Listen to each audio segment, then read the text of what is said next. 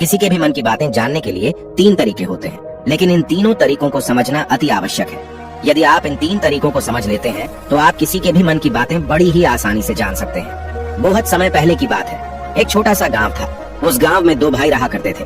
बड़ा भाई अंधा था और इसलिए वह हमेशा घर पर ही बैठा रहता था और छोटा भाई खेती किया करता था। लेकिन खेतों में अत्यधिक जानवर आने से पूरी फसलें नष्ट हो जाती थीं, जिनके कारण छोटा भाई बहुत ही ज्यादा परेशान हो चुका था। एक दिन उसे एक तरकीब सूझी। उसने सोचा, खेतों में से इन जानवरों को भगाने के लिए क्यों ना मैं अपने बड़े भाई की मदद ले लूं। वैसे भी बड़े भैया अंधे हैं, खेतों में बैठे रहेंगे और जानवरों की आहट आने पर वह उन्हें जोर से चिल्लाकर भगा भी सकते हैं, जिससे हमारी फसलें नष्ट होने से बच जाएंगी। यह सब सोच विचार करने के बाद उसने अपने खेत में एक झोपड़ी तैयार कर ली और अपने अंधे भाई को खेत में बैठा दिया और उनसे कहा, भैया, यदि कोई जानवर की आहट आपको सुनाई दे तो आप जोर जोर से चिल्लाना। यह सुनकर वह जानवर यहाँ से भाग जाएंगे और हमारी फसलें नष्ट होने से बच जाएंगी। बड़ा भाई खुशी खुशी अपने छोटे भाई की बात मान भी लेता है और वह उस दिन से खेत में ही रहना शुरू कर देता है। जब भी किसी जानवर की आहट उसे सुनाई देती तो वह जोर जोर से चिल्लाने लगता, जिससे वह जानवर वहां से भाग जाता था। ऐसा करते करते कई दिन बीत चुके थे। तभी एक दिन उसके खेत में एक हिरण भागता हुआ आया और वह खेत की बाड़ को तोड़कर वहां से भाग गया। लेकिन उसे हिरण का पीछा करते हुए एक राजा भी उस खेत में आ पहुंचा। तभी राजा की नजर उस अंधे भाई पर पड़ती है। राजा उस व्यक्ति से कहता है, देखो, मैं यहाँ पर एक जानवर का पीछा करते हुए आया हूँ, क्या तुमने उस जानवर को यहाँ पर देखा है? पर वह व्यक्ति कहता है, हे राजन, मैं तो अंधा हूँ, मैं भला किसी जानवर को कैसे देख सकता हूँ? लेकिन मैं आपको इतना जरूर बता सकता हूँ कि जो जानवर मेरे खेतों से भाग कर गया है वह आपके लायक नहीं है। आप उसके पीछे अपना समय बर्बाद न करें। राजा संदेह व्यक्ति की बात सुनकर बड़ा ही अचरज में पड़ जाता है। वह सोचने लग जाता है कि यह तो अंधा है, फिर इसे कैसे पता चल गया कि जिस हिरण की तलाश कर रहा हूँ वह मेरे लायक नहीं है। तभी राजा उस अंधे व्यक्ति से कहता है, कहीं तुम मुझसे झूठ तो नहीं बोल रहे हो कि तुम अंधे हो और तुम्हें कैसे पता कि जो जानवर यहाँ से भागा है वह मेरे लायक ही नहीं है? इस पर वह अंधा व्यक्ति कहता है कि यह राजन, जिसे आप एक हिरण समझ रहे हैं, असल में वह एक हिरण नहीं है बल्कि एक मादा हिरण है और वह गर्भवती भी है। और जहाँ तक मुझे झांक है, मैंने कभी किसी राजा को किसी गर्भवती हिरण का शिकार करते हुए नहीं सुना है और इसी कारण से मैं आपसे यह कह रहा हूँ कि यह हिरण आपके लायक नहीं है। आप उसके पीछे अपना समय व्यर्थ न करें। यह सुनकर राजा और भी अचरज में पड़ गया कि अंधा आदमी कैसे जान सकता है कि वह हिरण गर्भवती है। राजा कुछ देर सोच विचार करने के बाद अपने सेनापति से कहता है, सेनापति जी, मुझे वह जानवर जिंदा चाहिए, क्योंकि मुझे यह पता करना है कि क्या वह गर्भवती है या नहीं, क्योंकि यह अंधा आदमी बहुत विश्वास के साथ कह रहा है और मुझे इस बात की पुष्टि है।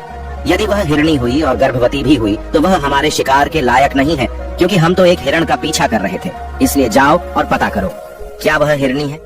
सेनापति राजा से आज्ञा लेकर आगे की ओर चला गया और कुछ देर बाद जब वह वापस लौटा तो वह राजा से कहता है, हे राजन, इस अंधे आदमी ने आपसे जो भी बातें कही थी वह बिल्कुल सही थी। वह एक हिरणी ही है और वह गर्भवती भी है।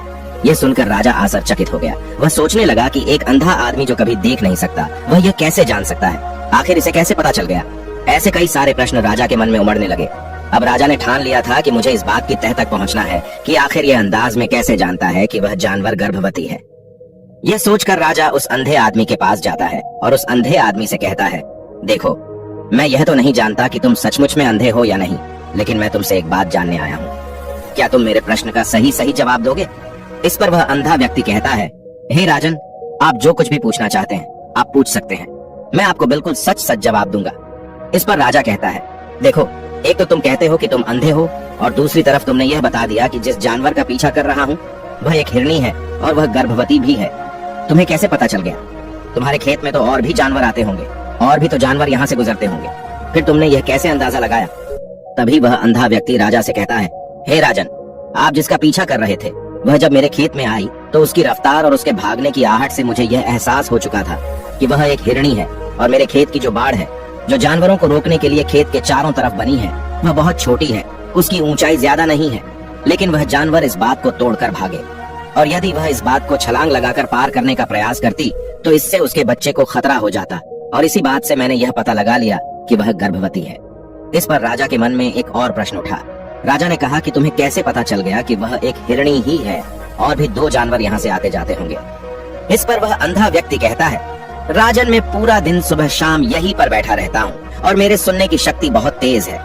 मैं भांप सकता हूँ कि कौन सा जानवर मेरे खेत में आया है और उसी के आधार पर मैं जोर जोर से चिल्लाता हूँ ताकि वह मेरे खेत से भाग जाए और मेरे खेत की फसलें नष्ट होने से बच जाएं। राजा उस अंधे आदमी का यह जवाब सुनकर पूरी तरह से संतुष्ट हो चुका था। वह मन ही मन सोच रहा था कि आदमी भले ही अंधा है, लेकिन यह तो बड़ा ज्ञानी मालूम पड़ता है। इस आदमी से कुछ न कुछ तो काम निकलवाना ही चाहिए। यह विचार लिए राजा वहाँ से वापस अपने महल की ओर लौट जाता है। कुछ दिनों के बाद राजा अपने सेनापति को आदेश देता है कि जाओ और उस अंधे व्यक्ति को महल लेकर आओ। सेनापति अपने राजा की आज्ञा का पालन करता है। वह तुरंत ही उस अंधे आदमी के पास पहुंचता है और उस अंधे आदमी को राजमहल चलने के लिए कहता है। अंधा व्यक्ति बड़ा ही चालाक था। वह समझ चुका था कि राजा जरूर मुझे कुछ न कुछ काम सौंपने वाले हैं और वह काम मुझे मुसीबत में डाल सकता है, लेकिन फिर भी वह सेनापति की बात मान ली और सेनापति के साथ राजमहल पहुंच गया। राजमहल पहुंचते ही राजा उस अंधे व्यक्ति से कहता है, आप तो बड़े ज्ञानी हैं, आपको किसी भी बात का पता बड़ी आसानी से चल जाता है। आज मैंने आपको यहाँ इसलिए बुलाया है क्योंकि मैं आपसे यह जानना चाहता हूँ कि मेरी पत्नी पतिव्रता है या नहीं। इस पर वह अंधा व्यक्ति कहता है, हे राजन, ये कैसा प्रश्न हुआ। इस पर राजा कहता है, मैंने बिल्कुल उचित प्रश्न किया है, मुझे इस प्रश्न का उत्तर दीजिए। इस पर वह अंधा व्यक्ति कहता है, हे राजन, ये सारी बातें जाने दीजिए। आपकी शादी को इतने साल बीत चुके हैं और अब आप यह बात क्यों जानना चाहते हैं? आपके मन में ऐसे प्रश्न क्यों उठ रहे हैं? इस पर राजा जिद करते हुए कहता है, आपको मुझे इस प्रश्न का उत्तर जरूर देना होगा। यदि आप मुझे इस प्रश्न का उत्तर नहीं देंगे तो मैं आपको मृत्यु दंड दे दूंगा। राजा के मुंह से यह बात सुनकर वह अंधा व्यक्ति कहता है राजन, यदि आप इस प्रश्न का उत्तर जानना चाहते हैं तो इसके लिए आपको मेरा एक काम करना होगा। राजा कहता है, बोलो मुझे क्या काम करना होगा? इस पर वह कहता है, इसके लिए आपको अपनी पत्नी को मेरे साथ कमरे में अकेले छोड़ना होगा। उस अंधे व्यक्ति की यह बात सुनकर राजा पहले तो क्रोधित हो जाता है, लेकिन फिर कुछ सोच विचार करने के बाद वह उस अंधे व्यक्ति की बात मान लेता है और अपने सेनापति को आदेश देता है, सेनापति जी, इस व्यक्ति को और मेरी पत्नी को एक कमरे में कुछ देर के लिए अकेला छोड़ दें। सेनापति बिल्कुल वैसा ही करता है।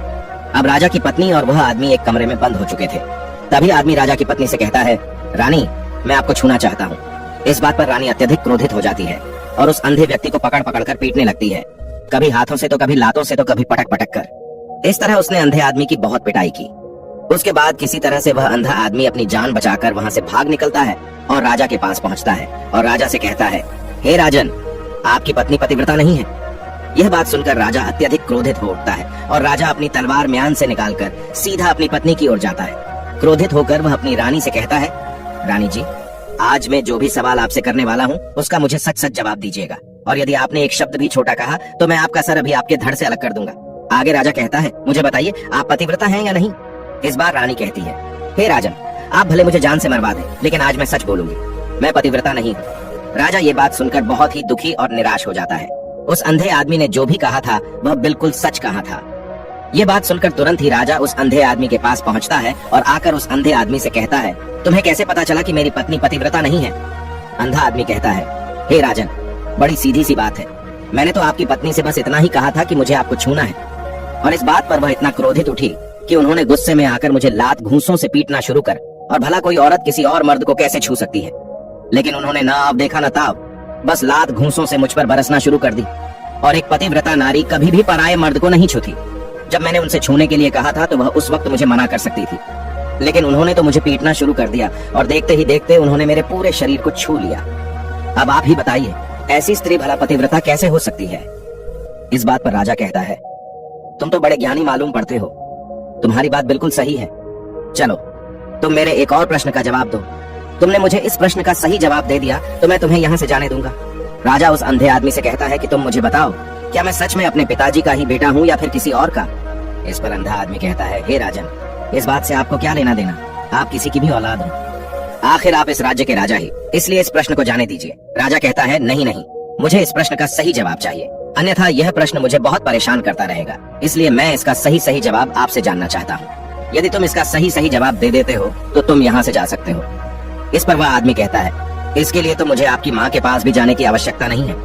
मैं आपको अभी भी यह बता सकता हूँ कि आप किसकी औलाद है, लेकिन उससे पहले मैं चाहता हूँ कि आप मुझसे वादा करें कि आप मुझ पर क्रोध नहीं करेंगे। राजा ने कहा, मैं तुमसे वादा करता हूँ, मैं तुम पर क्रोध नहीं करूंगा। उसके बाद वह अंधा आदमी राजा से कहता है, राजन राजन, आप तो अपने ही पिता के पुत्र, लेकिन आप पर एक कंजूस सेठ की छाया पड़ी हुई है।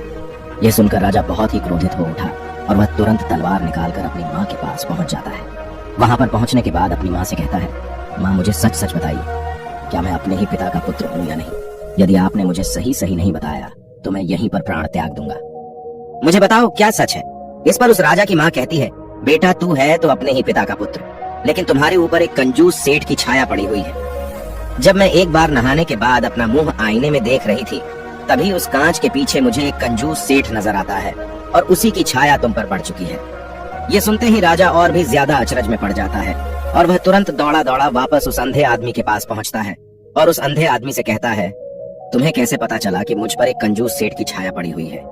इस पर अंधा आदमी कहता है, राजन, आपने मुझसे कई सारे सवाल पूछे जिनका जवाब भी मैंने आपको सही से दिया। यदि कोई और राजा होता तो मुझे उसके बदले ढेर सारे इनाम दिया होता, लेकिन अब तक आपने मुझे एक फूटी कौड़ी भी नहीं दी। इस बात से मैंने अंदाजा लगा लिया था कि आप बहुत कंजूस हैं। ये बात सुनकर राजा जोर जोर से हंसने लगा और कहता है कि आप जो भी मांगे तो मैं आपको अवश्य दूंगा, लेकिन मुझे यह बात बताओ कि तुम्हें कैसे पता चल जाता है कि कौन सी बात सही है और कौन सी बात गलत? तुम किसी की बात का इतना सटीक और सही जवाब कैसे दे पाते हो? इस पर वह अंदाज में कहता है कि हे राजन, मैं तो वैसे ही अंधा हूँ। मेरी आंखें होती तो मैं किसी की भी मन की बातें बड़ी सरलता से जान लेता। मन की भी एक भाषा होती है और यह भाषा मनुष्य के शरीर के व्यवहार के रूप में देखी जा सकती है। उसकी आंखों से, उसके होठों से, उसकी दान करने के तरीकों से, उसकी क्रियाओं से यह पता किया जा सकता है कि उसके मन में क्या चल रहा है। उसके आधार पर हम किसी के भी मन की बातें जान सकते हैं। लेकिन मैं तो जन्म से ही अंधाज हूँ, मैं देख नहीं सकता, इसीलिए मैं क्रियाओं से देखता हूँ। यदि मुझे कोई बात जाननी होती है तो अगले आदमी को मुझे कुछ काम देना पड़ता है, जिस पर वह व्यक्ति किस तरीके से उस काम को करता है, उसके आधार पर ही मैं यह पता लगा पाता हूँ कि आखिर उसके मन में क्या चल रहा है। तभी वह राजा कहता है, तो इसका अर्थ यह हुआ कि मैं भी किसी के भी मन की बातें जान सकता हूँ। इस पर वह अंधा आदमी कहता है कि हे राजन, अवश्य, किंतु उससे पहले आपको अपने ऊपर काम करना होगा और वह अपने मन को शांत करना, अपने मन को वर्तमान में लाना, जिसके लिए मैं आज आपको 3 तरीके बताने वाला हूँ। और ये तीनों ही तरीके बड़े ही आसान हैं और सरल हैं। किंतु हे राजन, उससे पहले आपको एक काम करना होगा, अपने मन को एकाग्र करना होगा। जब हम अपने मन को एकाग्र करते हैं, अपने मन को वर्तमान में लाते हैं, तो हम दूसरे के मन की बातें जान सकते हैं, क्योंकि वह आदमी अभी भी अपने मन में वर्तमान में ही सोच रहा है और हमारे मन को वर्तमान में ही लाना होगा, तभी हम उसके मन की बातें जान सकते हैं। यदि हम अतीत में हुई घटनाओं के बारे में सोच रहे होंगे तो जो अगला आदमी में सोच रहा है, वर्तमान में अपनी मन में बात कर रहा है, वह हम कैसे जान पाएंगे? क्योंकि हम तो अतीत की घटनाओं में डूबे हुए हैं। इसलिए किसी के भी मन की बातें जानने के लिए सबसे पहले हमें अपने मन को एकाग्र करना होगा, उसे वर्तमान में लाना होगा। फिर वह अंधा व्यक्ति राजा से कहता है, हे राजन, जो 3 तरीके मैं आपको बताने वाला हूँ, इन 3 तरीकों से आप बड़ी आसानी से किसी के भी मन की बातें जान सकते हैं। यह राजा, जो सबसे पहला तरीका है, वह आंखों पर ध्यान देना। किसी व्यक्ति से बात करते हुए उसकी आंखों में देखना, उसकी आंखों पर ध्यान देना ज्यादा जरूरी है, क्योंकि आंखें बोलती नहीं और बहुत कुछ कह जाती हैं। यदि हम किसी व्यक्ति की आंखों को, इशारों को समझना सीख जाएं, तो हम यह जान पाएंगे कि व्यक्ति के दिमाग में क्या चल रहा है, वह क्या सोच रहा है और अभी वह क्या करने वाला है। मेरे पास आंखें नहीं हैं, लेकिन मैंने अपने गुरु से यह विद्या सीखी है, क्योंकि बहुत साल पहले मेरे पास आंखें थीं और मैं उस वक्त लोगों के मन की बातें केवल आंखों में ही देखकर जान लेता था। इसलिए यदि आप भी दूसरों की बातें जानना चाहते हैं तो आपको भी उनकी आंखों पर गौर करना होगा, जैसे कि वह कब और कहां किधर देख रहे हैं। वह आंखों को इधर उधर घुमा रहे हैं या फिर उसकी आंखें खुश नजर आ रही हैं, और फिर आंखों में कहीं निराशा तो नहीं है, जैसा कि एक चोर होता है। उसकी आंखों में जब हम देखते हैं तो हमें यह पता चलता है कि अगला आदमी ने कोई गलती की है। ठीक उसी प्रकार जब हम किसी चालाक व्यक्ति की आंखों में देखते हैं तो आपको पता चलेगा कि उसकी आंखों में चालाकी होती है। ये एक बहुत ही सीधा और आसान तरीका होता है। यदि आपको यह पता लगाना है कि सामने वाला व्यक्ति आपसे झूठ कह रहा है या फिर सच कह रहा है, तो आपको उसकी आंखों में ध्यान देना अति आवश्यक होता है। यदि आपसे बात करते वह व्यक्ति अपनी आंखें इधर उधर घुमा रहा है या ऊपर नीचे, इधर उधर, दाएं बाएं रहा है, तो इसका अर्थ यह हुआ कि वह इस बात से निकलने का कोई रास्ता ढूंढ रहा है, वह कोई झूठ बना रहा है। यदि सामने वाला व्यक्ति आपसे झूठ कहने का प्रयास कर रहा है तो वह आपसे नजर नहीं मिला पाएगा। ठीक उसी प्रकार दूसरे तरीके में हम चेहरे को पढ़ना सीखते हैं, क्योंकि चेहरे के हाव भाव होते हैं जिससे हम मन की बातें बड़ी आसानी से समझ सकते हैं, और इन्हें भी समझना बहुत जरूरी है। कभी कभी कोई व्यक्ति अपने चेहरे से, अपने हाव भाव से बहुत कुछ अलग अलग व्यवहार करता है। यदि आप किसी व्यक्ति के चेहरे में गौर करेंगे तो आप आसानी से समझ पाएंगे कि व्यक्ति निराश है या बहुत उदास है, या फिर वह बहुत खुश है, या फिर उसे कोई बड़ा दुख है तो अपने अंदर क्या महसूस कर रहा है। ये सारी बातें हम उसके चेहरे के हाव भाव से पता कर सकती हैं। फिर चाहे इंसान जुबान से कुछ बोले या फिर न बोले, लेकिन आप उसके चेहरे से सब कुछ पता कर सकते हैं। आगे अंधा व्यक्ति राजा से तीसरा तरीका बताते हुए कहता है कि हाथों के शरीर का व्यवहार, मन की बात समझने के लिए हमें हाथ के इशारे और शरीर के व्यवहार को समझना बहुत ही आवश्यक है। कोई व्यक्ति जब भी बात करता है, जो आपने देखा होगा कि वो अपने हाथों को हिलाता है, अपने हाथों से इशारा करता रहता है। वह बातों के साथ साथ अपने शरीर का जो व्यवहार है उसका भी पूरा उपयोग करता है, जिससे हमें यह पता चल पाता है कि वह व्यक्ति हमारी बातों पर कितना ध्यान दे रहा है और उसके मन में क्या चल रहा है। शरीर के व्यवहार को देखने के लिए उसके हाथ हिलाने के चेहरे पर बार बार हाथ लगाने और हाथों को एक दूसरे पर मसलना ऐसी बहुत सी क्रियाएं करता है। उस पर हमें ध्यान देना अति आवश्यक है। मन की बात को समझने के लिए हमें शरीर के विज्ञान को भी समझना पड़ता है। यदि हम इन 3 तरीकों को अच्छी तरह से समझ लेते हैं तो हम बहुत जल्दी किसी भी व्यक्ति के मन की बातें बड़ी सरलता और सहजता से जान सकते हैं। इसलिए यदि आपको किसी के मन की बातें जाननी है तो आपको उसकी आंखों पर, उसके चेहरे पर, उसके शरीर के हाव भाव को और उसके हाथों को ध्यान पूर्वक देखना होगा और समझना भी होगा, जिससे आप यह समझ पाएंगे कि आखिरकार उसके मन में क्या चल रहा है और वह क्या सोच रहा है। लेकिन उससे पहले आपको अपने मन को एकाग्र करना होगा, शांत करना होगा और अपने मन को वर्तमान में लाना होगा। तभी आप उस व्यक्ति की इन सभी क्रियाओं पर ध्यान दे पाएंगे और उन्हें समझ पाएंगे। आप यदि अतीत की घटनाओं में व्यस्त हैं, भविष्य की योजनाओं में व्यस्त हैं, तो आप उस व्यक्ति के हाव भाव पर कभी ध्यान ही नहीं दे पाएंगे और न ही आप कभी भी समझ पाएंगे कि आखिरकार उस व्यक्ति के मन में क्या चल रहा है, वह क्या सोच रहा है। या काम कोई भी कर सकता है। यह एक प्रकार की विद्या है जो मुझे मेरे गुरु ने सिखाई है। राजन, अगर आपको यह जानना है तो मेरे साथ आपको कुछ दिन रहकर इसका अभ्यास करना होगा।